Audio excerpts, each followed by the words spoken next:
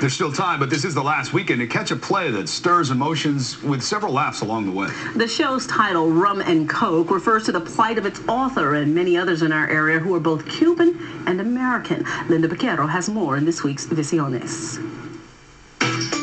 This is a public affairs presentation on NBC4. Visiones. The only thing my grandmother had ever told me about Cuba was that if I'd been raised in Havana, I'd speak French. Can somebody please tell me what that means?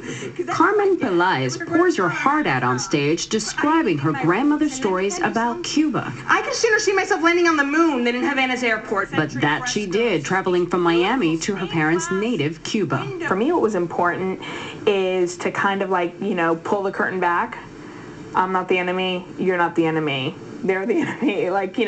Politics are the enemy. We really need to get to know each other again. In Rum and Coke, written and performed by Pelaez, she describes her own journey getting to know her roots. It's really interesting to have that experience of being in a place where for the first time I wasn't a commodity. I wasn't like, oh, she's so interesting, she's spicy. Like that whole idea that they put on Latins. That was me. Her cast of characters includes her grandmother, Alicia. Sometimes I wonder what the people that got our house did with everything. With the kids' toys, our pictures, the clothes. And her Aunt Nenita, who lives in Havana. She takes me to El Reparto, where the government distributes people's rations, and she bribes the guy for extra food by pointing to me and saying, look at her, she's visiting.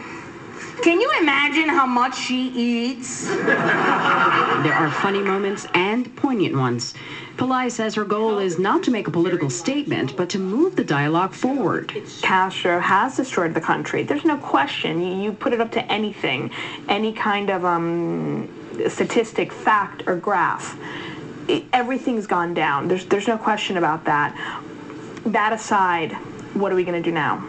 She says the story of a community struggling is universal, and that's the reaction she's been getting from audiences at a Union City theater.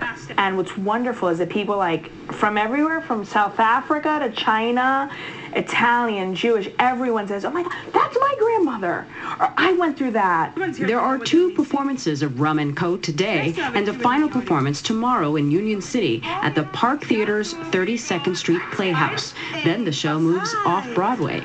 I'll be doing this in New Jersey this weekend only, but then I start development with Abingdon Theater in January for a possible 2007-2008 production. Lynda Baquero for Visiones.